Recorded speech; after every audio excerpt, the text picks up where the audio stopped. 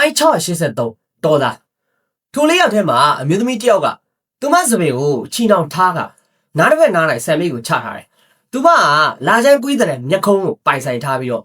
သူမရဲ့ပလဲကဲ့သို့မျက်လုံးလေးများလည်းပနံတင့်စီတယ်သူမရဲ့အလားနေကြဘန်းလေးတစ်ဝက်ကဲ့သို့ပဲသူမပြိုင်ဘက်ကင်းလောက်အောင်မလှပတော့လေတော်တော်လေးလှပတယ်လို့ဆိုနိုင်တယ်သူမကအသက်20လောက်သာရှိသည့်ပုံပေါ်တော့လေသူမရဲ့မျက်လုံးထဲမှာရှိတဲ့ဉာဏ်ပညာအရေးအမွေ့ကြောင့်ရှီရင်ဆွဲအသက်ထက်ရင်းကျက်နေပြီးပုံပေါ်နေတယ်ထိုမျိုးသမီးကခက်ပေါက်ပေါက်အဖြူရောင်ဝတ်စုံကိုဝတ်ဆင်ထားတော့လေသူမရဲ့ကောက်ကြောင်းနဲ့ဆွဲဆောင်မှုတို့ကတော့ပေါ်လွင်နေသေးတာ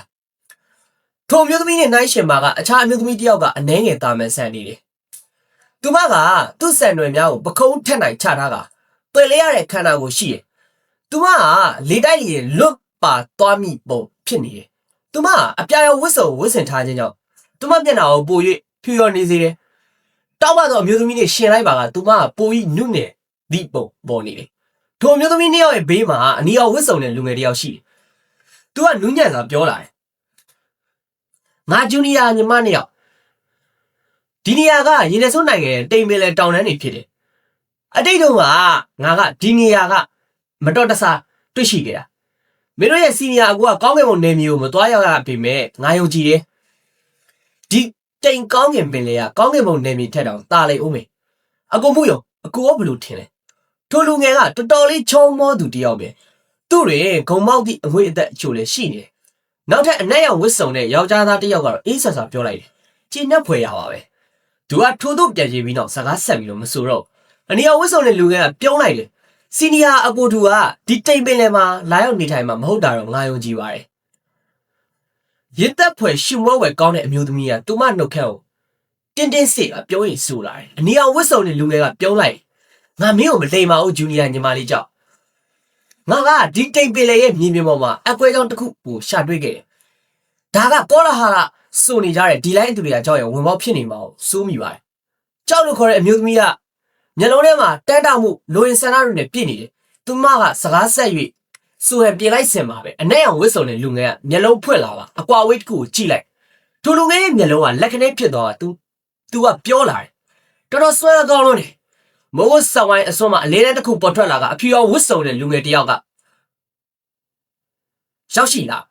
လူလူရဲ့အသွင်ဟန်မန်ကတာမန်ဖြစ်ကဘာမှထူးထူးခြားခြားရှိမနေသူကလေထဲမှာမျောလွတ်နေရင်သူ့အောက်မှာရှိတဲ့လူလေးယောက်ကိုကြည့်မယ်မကြည့်ဘူးသူကတိမ်လူများထံသို့အေးဆက်စွာကြည့်နေခြေလက်တလက်လှမ်းလိုက်တယ်ဒါသူပဲအနီအောင်ဝတ်စုံတဲ့လူကထိုလူကိုမြင်လိုက်တဲ့အခါတုံလို့သွားတယ်သူ့မျက်လုံးထဲမှာလည်းကြောက်ရွံ့မှုလိုဖြစ်ပေါ်သွားတယ်သူကထိုလူရဲ့ကျင့်ကြံမှုအဆင့်အာနာတက်ချင်းအစောပိုင်းအဆင့်သို့ရောက်နေသည်ကိုသတိပြုခဲ့မိပြီအဲ့ဒီတော့မှသူကပြောရင်လှမ်းပြောလိုက်တယ်ဂျူနီယာညီလေးဝယ်ကျေးဇူးပြုစောင့်ပါဦးရောက်ရှိလာတဲ့ထိုအဖြူရောင်ဝတ်စုံတဲ့လူငယ်ကဝယ်လင်းတယ်သူကရက်တန်ကထိုလေးယောက်ထံသို့လှည့်ကြည့်လိုက်သူကအမျိုးသမီးနှစ်ယောက်နဲ့အနီရောင်ဝတ်စုံလူငယ်တို့ကိုကြည့်လိုက်ခြင်းမဟုတ်ပဲအနက်ရောင်ဝတ်စုံတဲ့လူထံသို့တို့သာကြည့်လိုက်ခြင်းဖြစ်တယ်သူကငါ့ကိုကီလိုမီတာ900အတွန်းမှာထောင်လန်းနိုင်တဲ့ရှိတဲ့အတွက်သူ့ကျင့်ကြံမှုအဆင့်ကအားနဲ့မှမဟုတ်ဘူးလို့ဆိုလိုတာဖြစ်တယ်ကြည့်ရတာသူကအာနာတက်ချင်းအစောပိုင်းစင်ကိုရောက်နေတော့ဝမ်လင်းကသူတို့တယောက်ချင်းစီကိုတင်းကြီးကကြည့်အနီရောင်ဝတ်စုံတဲ့လူငယ်ဘေးသို့ဆင်းတက်လိုက်တယ်သူကထိုလူငယ်နဲ့ရင်းနှီးပြီးသားဖြစ်တယ်သူကကောင်းကင်ကံကြမ္မာကလန်အနီရောင်အုပ်စုခွဲရဲ့တပည့်တယောက်ပဲဖြစ်တယ်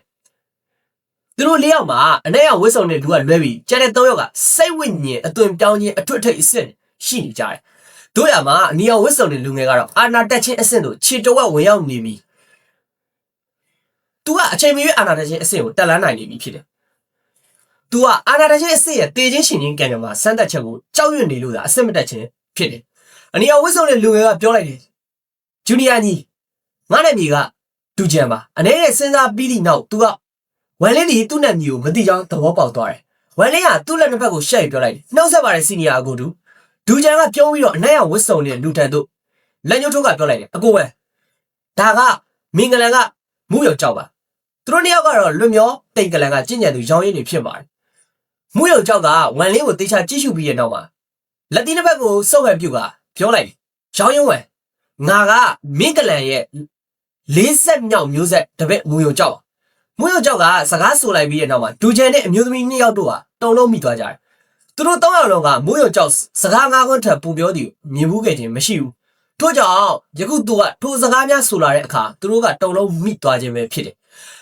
သူတို့ကအာနာတချင်းအလဲအစ်စ်ကျင့်ကြံသူနဲ့တွေ့တဲ့အချိန်တုန်းကပဲဒီမူးယုံကြောက်ကခုလောက်စကားအများကြီးမဆိုခဲ့ဘူးခုသူကသူ့ကိုယ်သူပဲစကားပြောရင်မိတ်ဆက်လာခဲ့တယ်သူတို့တော့ရလုံးကနှစ်ပေါင်းများစွာကျင့်ကြံလာသူများဖြစ်တဲ့ဖြစ်ငဒူများမဟုတ်ပါထို့ကြောင့်ဒီရိုးရှင်းသောမိတ်ဆက်စကားကပဲမူးယုံကြောက်ရင်လေးစားမှုကိုဖော်ပြနေခြင်းဖြစ်ကြောင်းသိကြတယ်လှပသောအမျိုးသမီးကြောက်ကဝမ်လေးကိုကြည့်ပြီးတော့ပြောရင်ဆိုလာတယ်စီနီယာကိုဝဲညီမကတော့ကြောက်ရည်ရွှံပါဒါကတော့ငါဂျူနီယာညီမလေးရှုပေးပါရှုပေးဒီနိုင်ကြီးကဝမ်လေးကိုအတိတ်မှာမက်ညံချို့ပြန်တွေးမိသွားစေ။ तू ကထိုအားနဲ့ဟန်ရတဲ့အမျိုးသမီးထံသို့ကြည့်လိုက်တယ်။ရှူပေးကဝမ်လို့ဥညွတ်ကနူးညံ့စွာပြောလာတယ်။ရှူပေးကစီနီယာအကူဝမ်နှုတ်ဆက်ပါတယ်။ဒူချန်ကဝမ်လေးကိုကြည့်ပြောရဆိုလာတယ်။ဂျူနီယာညီကိုဝမ်ကဂျူနီယာညီမလေးရှိကိုတိလို့လား။ဝမ်လေးကခေါင်းရမ်းပြီးတော့ပြောလိုက်တယ်။ငါသူ့ကိုမသိပါဘူး။ तू မကငါငယ်ဘွားတော့ကလန်တစ်ခုတည်းဂျူနီယာညီမတယောက်နဲ့နာမည်တူနေရောပါပဲ။ဒူချန်ကခက်ပြောလိုက်တယ်။အဲ့ဒီတော့မှ तू ကခေါင်းစဉ်လွဲကပြောလိုက်တယ်။ဂျူနီယာညီကိုဝမ်မင်းကဒီလိုက်သူတွေကကြောက်တော့ဒီနေရာကိုရောက်လာခဲ့တာလား तू ကပတ်ကွေ့မနေပဲတဲ့ပဲမေးလိုက်ဝမ်လင်းတင်ကလည်းပုံမှန်ပါပဲ तू ကခေါင်းကြီးကပြောလိုက်တယ်အဟုတ်ပဲဒူချက်ညံလုံးကကျင်းပြောင်းလို့သွားတယ် तू ကပြောလိုက်တယ်ဂျူနီယာညီကိုဝမ်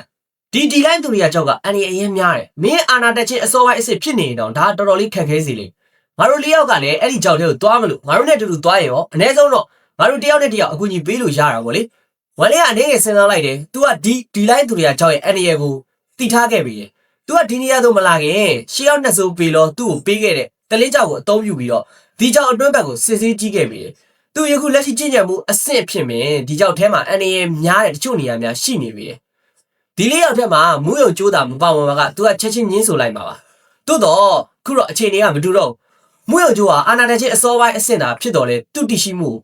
ကီလိုမီတာ900အကွာကနေထောက်လန်းနိုင်ခဲ့သည်မဟုတ်လားဒါကြောင့်သူ့မှာစွမ်းရည်တချို့ရှိနေပြီလိမ့်မယ်ဝမ်လေးကပြောရဆိုလိုက်တယ်ဒါဆိုကောင်းဆုံးပေါ့ဒူချန်မျက်နှာကပြောပြနေပြေးသွားတယ်တိုးတော်လဲသူ့စိတ်ထဲတယ်တော့အေးဆက်စွာနှာခေါင်းရှုပ်လိုက်တယ်။ तू ကဒီအချိန်လောက်အတိုင်းတာအတွင်းမှာဝမ်လင်းကအာနာတန်ချင်းအစောပိုင်းအဆင့်ကိုရောက်ရှိသွားသည်မနာလိုဖြစ်နေခြင်းဖြစ်တယ်။အရင်တော့ကဒီဝမ်လင်းဟာစိတ်ဝိညာဉ်အသွင်ပြောင်းခြင်းအလဲအဆင့်သာရှိသေးကြောင်း तू ကောင်းကောင်းမှတ်မိနေသေးတယ်။တို့ရမှာဒီရာစုနှစ်ခုစာလောက်အတွင်းဝမ်လင်းကအာနာတက်ချင်းအဆင့်ကိုရောက်ခဲ့ပြီလေ။ကျင့်ကြံခြင်းဂျိုအစုပ်ပဲ့ကနေလာတဲ့တော်သားဒီလိုကျင့်ကြံမှုအဆင့်တက်တာမြန်ဆန်နေတဲ့အကြောင်းရင်းတစ်ခုတော့ရှိရမယ်။ तू ကဒီအာနာတက်ချင်းအဆင့်ကိုရောက်ဖို့တေချင်းရှင်ချင်းစမ်းသပ်ချက်ကိုဖျက်ကျော်ရမှာပဲဒီကိစ္စအဲ့လောက်ရိုးရှင်းနေမှာမဟုတ်တာငါစိုးရိမ်ဒါပြင် तू ကနောက်နှစ်400ကြာလို့ဒီနှစ်ဆိုးစိတ်ဝိညာဉ်ကုန်းမြေကနေထွက်သွားတဲ့အခါကျရင်သူ့အစင်တန်းကလည်းမြင့်မလာမှာပဲဒီလိုဖြစ်လာရင်ခဲရအုပ်စုခွဲရဲ့အစင်တန်းကလည်းချက်ချင်းမြင့်တက်လာနိုင်တယ်ဒူကျဲရဲ့စိတ်ထဲမှာမလို့တမစိတ်လို့ဖြစ်ပေါ်နေတယ်သို့တော့ तू ကမျက်နှာပေါ်မှာတော့ထိုစိတ်ဆန္ဒကိုတစွန်းတစမှမထုတ်ပေါ်ဘူး तू ကဝမ်လေးကိုကျန်တဲ့တော့စီနီယာအကိုတယောက်ကဲ့သို့ပြုမှုနေတယ်တို့ရမှာ तू ကဟင်းသာပြတော့ဂျိုးပေါ်မှာအန်ဒီရဲ့အထက်ထက်ကိုကြုံတွေ့ကြော့ဖြတ်ဖူးခဲ့တော့ဝမ်လင်းနေရင်ဆိုင်နေရခြင်းသာဖြစ်တယ်ထို့အတွက်ကြောင့်မလို့ဝမ်လင်းကအနွယ်မင်းအကင်းပါကညံကြွယ်ဝနေခဲ့ပြီလေထို့ကြောင့်ဝမ်လင်းဟာဒူချန်စိတ်ထဲမှာတွေးထင်နေတယ်လို့တောသားဆိုသည့်ပုံရင်းနဲ့ဆန့်ကျင်ပဲဖြစ်နေတယ်ဒူချန်ရဲ့ဘဝအတွေ့အကြုံများကဝမ်လင်းနဲ့ရှင်နေရင်တော့ဘာမှမဟုတ်ဘူးသူတို့9ယောက်အုပ်စုကစကားဆက်မဆိုကြတော့ပဲနဲ့တိမ်ပဲလဲတောင်တန်းများစီတို့ဥတီတန်တန်းသွားကြတော့တယ်ဒီ area ကတိမ်လူများနဲ့ပြည့်နေတွေကဟုံရိပ်ရောင်တောင်တန်းပင်လယ်ပြောင်းကိုပေးဆွဲလို့နေတယ်ဒီမြင်ကွင်းကထူးခြားအံ့ဩဖွယ်အလှကိုဖြစ်ပေါ်စေတယ်ကြောက်ရှိကသူမရဲ့တာပါသောမျက်လုံးများဖြင့်သူမရှိမှရှိတဲ့ဝမ်လေးကိုမလွတ်တမ်းကြည့်လို့နေတယ်သူမကရှေ့ရှိယောက်ျားသားကိုဖျက်မြင်နိုင်စွမ်းမရှိပြီနတ်ဆိုးဝိညာဉ်ကုန်းမြည်၌သူမကများစွာသောနတ်ဆိုးဘိုလ်ချုပ်များ၏နှလုံးသားကိုဖျက်မြင်နိုင်စွမ်းရှိခဲ့သူဖြစ်တယ်လွန်ခဲ့သောနှစ်တရာအတွက်သူမကဖျက်မြင်နိုင်စွမ်းမရှိခဲ့သောလူက2ယောက်နဲ့တပိုင်းသာရှိခဲ့ပြီသူမရှိမှရှိတဲ့ဝမ်လင်းကတိတ်လွှာများချောင်းကိုထိုးပေါက်သွားနေရင်ပိုးမှုံဝါသွားခဲ့လေကျောက်ရည်ရွှေမျက်လုံးများကထိုးတိတ်လွှာများ၌ပိတ်ဆို့ခြင်းကိုခံလိုက်ရတာသူမရှင်းရှင်းလင်းလင်းမြင်တွေ့နိုင်စွမ်းမရှိဖြစ်ရလေသူမဖြတ်မြင်နိုင်စွမ်းမရှိသည်ပထမဆုံးလူကတော့တားလို့ဓာတ်ကလေးမှာခြံလုံးပဲဖြစ်တယ်သူမကသူနာတို့တိုးကက်ကြည့်ရန်ကြံလိုက်တဲ့ခြံလုံးကိုဝင်းရထားသောမြူလာတစ်ခုကဓာတ်အသွင်ပြောင်းပြီးသူမကိုကျူးကျော်လာမှုတားဆီးပစ်တယ်နောက်တချို့တလေသူမဖြတ်မြင်နိုင်စွမ်းမရှိသည့်သူကတော့မူးယုံကျိုးပဲဖြစ်တယ်ကျောက်ရည်ရွှေအကြည့်ကမူးယုံကျိုးပေါ်၌ဖြတ်တန်းသွားတယ်ဒီမူးယုံကျိုးကတခါတရံထုံးပေါက်မြင်ရလောက်အောင်ကြည်လင်နေတယ်သို့တော့တခြားအချိန်များဆိုလို့ရှိရင် तू ကပိတ်နေအောင်နှက်မောင်ဒီရေပြင်အလားဒီအတွက်ကြောင့်မို့ तू မမူးရင်ကြိုးကြီးအတွေးများကိုဖျက်မြင်နိုင်စွမ်းရှိဖို့ခက်ခဲလာပြီနောက်ဆုံး तू မဖျက်မြင်နိုင်စွမ်းမရှိသူကတော့ယခုမှရုပ်ရည်ပေါ်လာတော့ဝမ်လင်းပင်ဖြစ်လေကျောက်ရည်ရှိအမြင်မှာဝမ်လင်းကပုံမိုးကြီးထူးဆန်းနေသေးတယ်သူ့တွင်ခြံလုံးကဲ့သို့မြူလာတော့မဟုတ်မူးယုံကျိုးကဲ့သို့အဆက်မပြတ်ပြောင်းလဲနေမှုလို့လည်းမရှိဘူးထိုအစားက तू ကသူ့ကိုယ်ပိုင်ခွန်အားဖြင့်သူ့စိတ်ကိုပိတ်ဆို့ထားနိုင်ခြင်းဖြစ်တယ်သူ့အတွက်မြူတော့မဟုတ်ပုံရိပ်ရောင်များပင်မလိုအပ်ဘူးतू ကသူ့နှလုံးသားကိုပိတ်ဆို့ထားရတာလိုရတယ် ကြောက်ရွံ့ရှိမျိုးလုံးများကထူးဆန်းသောအလင်းတစ်ခုထွက်ပေါ်လာတယ်ဒီအခိုက်အတန့်မှာဝန်လေးကနောက်သို့ရုတ်တရက်လှည့်ကြည့်လာတယ်သူ့အကြည့်ကထက်ရှာသောဓာတ်တလက်လာကြောက်ရွံ့ရှိစိတ်ထဲသို့ထိုးပေါက်ဝင်ရောက်လာတယ်ဒီအကြည့်ကသတိပေးတာလားဒီဝန်လေးကတော်တော်လေးစိတ်ဝင်စားဖို့ကောင်းတယ်တားတော့ဓာတ်ကလန်ကခြံလုံးတော်ငတ်မှန်တယ်ကိုတေချာထုတ်ပေါ်မှသတိပြုမိနိုင်ုံပဲရှိတယ်မူးရုံကျိုးဆိုလို့ရှိရင်ငတ်မှန်တဲ့ရဲ့အရေးအမွှေးလောက်ကိုပဲရှာတွေ့လိုက်တယ်ဒါပေမဲ့ဒီဝန်လေးကတော့ငါလှရှားမှုတစ်ခုပြုတ်လိုက်တာနဲ့ပုံမှန်မဟုတ်တဲ့အရာတစ်ခုကိုချက်ချင်းသတိထားမိသွားတယ်ကြောက်ရွံ့ရှိမျိုးလုံးများထဲမှာစိတ်ဝင်စားမှုဟန်မှန်များထွက်ပေါ်လာတယ်ဝန်လေးကပြန်တန်းနေရင်သူ့မျက်လုံးကလက်ခနဲဖြစ်သွားတော့အေးဆက်စွာပြုံးလိုက်တယ်ဒီလေးယောက်ကစိတ်ဝင်စားစရာပဲသူတို့ကကိုယ့်အကြံစီတွေကိုရှိနေကြတာ哦ပြီးတော့သူတို့ရဲ့မန်နယ်တွေကလည်းအားနဲ့မနေဘူးဒါပေမဲ့လည်းသူတို့လေးယောက်တည်းမှာရှုလို့ခေါ်တဲ့အမျိုးသမီးကိုတော့ငါရှော့တက်လို့မဖြစ်ဘူးသူမကငါ့ကိုထူးဆန်းတဲ့ခံစားချက်တွေပေးစွမ်းနေတယ်သူတို့ငါးယောက်လုံးကတိမ်များကိုဖြတ်တန်းစွာတိမ်များကိုမြန်ဆန်စွာဖြတ်တန်းသွားလာနေကြတယ်တိမ်မကြခင်မှာပဲသူတို့ရှိမှနတ်ဆိုင်ရဲ့ရှိုးကြီးတစ်ခုပေါ်လာတယ်အဲ့ဒီရှိုးကအလွန်ကျေပြောလာကပေတရာကျော်ပဲရှိနေပေးလိမ့်လောင်းရဲ့လေယာကတော့ပေတသောင်းကျော်လောက်ရှိနေကတိမ်ထူတဲမှာချက်ထွေလို့နေတယ်ဒီရှုံမြောင်ကြီးကမြေကြီးပေါ်တွင်ပေါအောင်နေတယ်ဗဇက်ကြီးတစ်ခုနဲ့ပဲစင်တူနေသေးတယ်သို့တော့ဒီရှုံမြောင်ကမန်နယ်တစ်ခုနဲ့ဖန်တီးထားတဲ့ကဲ့သို့ထင်မဲ့ရတယ်